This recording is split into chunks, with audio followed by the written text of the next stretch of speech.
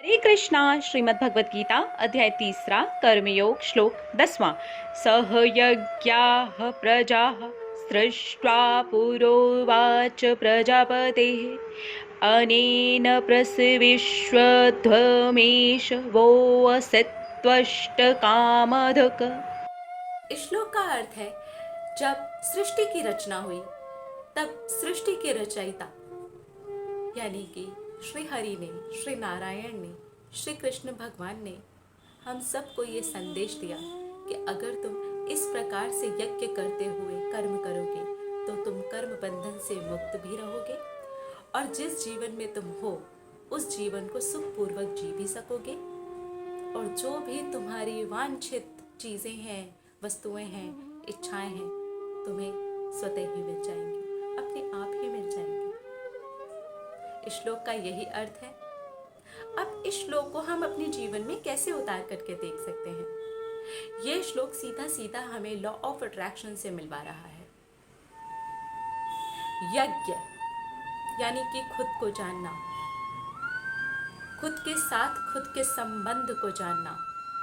जब हम खुद के साथ के संबंध को जानते हैं, स्वयं को जानते हैं, तो जिस शरीर में हम इतने समय से रह रहे हैं उस आत्मा को पहचानने से हम उसके परम पिता परमेश्वर को भी पहचानते हैं, उसके साथ अपने संबंध को भी पहचान जाते हैं।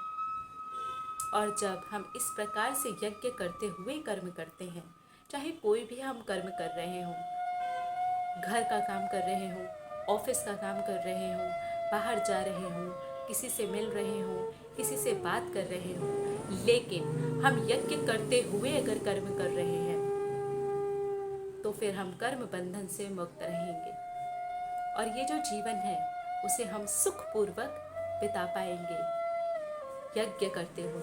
यहाँ पर ये ध्यान देने वाली चीज़ है, यज्ञ करते हुए यानी कि अपने आप को ये जानते हुए कि मैं आत्मा हूँ, मैं ही एक अटल सत्य हूँ, मैं शाश्वत हूँ, मेरा संबंध अगर किसी के साथ है तो वो परमात्मा के साथ है। जब हम इस प्रकार से कर्म करते हैं, कोई भी कर्म हो चाहे, वो अपने आप ही पवित्र हो जाता है। हम गलत कर्म कर ही नहीं सकते क्योंकि तब हम दृष्टा होकर के देखते रहते हैं, आत्मा रूप में स्वयं को जानते रहते हैं, तो फिर कर्म गलत नहीं होते। और जब कर्म गलत नहीं होते तो ये जो जीवन होता है ये सुखपूर्वक चलता रहता है।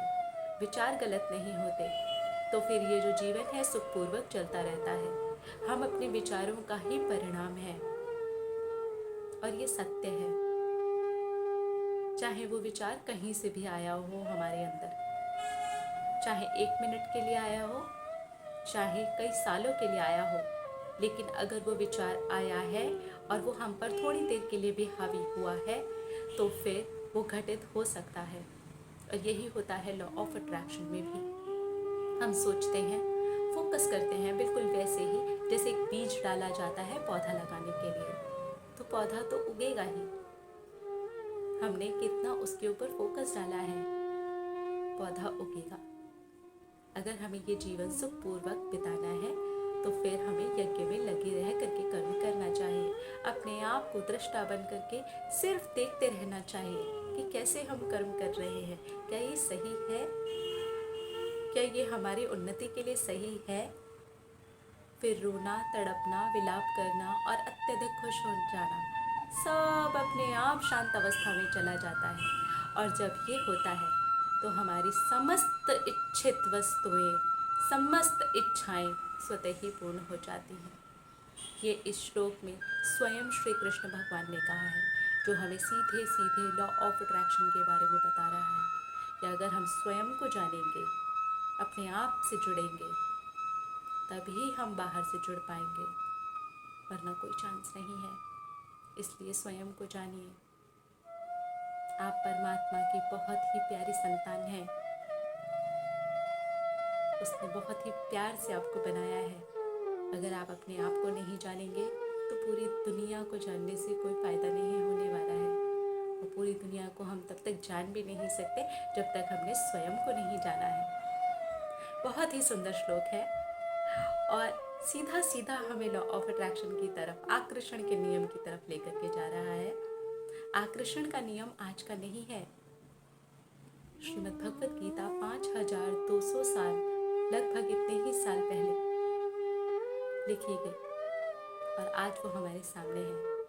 अब हम कितने ही नाम दे लें, लेकिन हम ये तो कह सकते हैं कि ये लॉ पुराना नहीं है, पुराना ही है, बहुत पुराना है, बहुत पुराना है, सबसे पुराना है। जब से हम हैं तब से ये लॉ है, तब से ये सिद्धांत है। मिलेंगे अगले श्लोक में और देखेंगे हमारी श्रीमद् भगवत गीता हमें क्या शिक्षा दे रही है। हरे कृष्णा।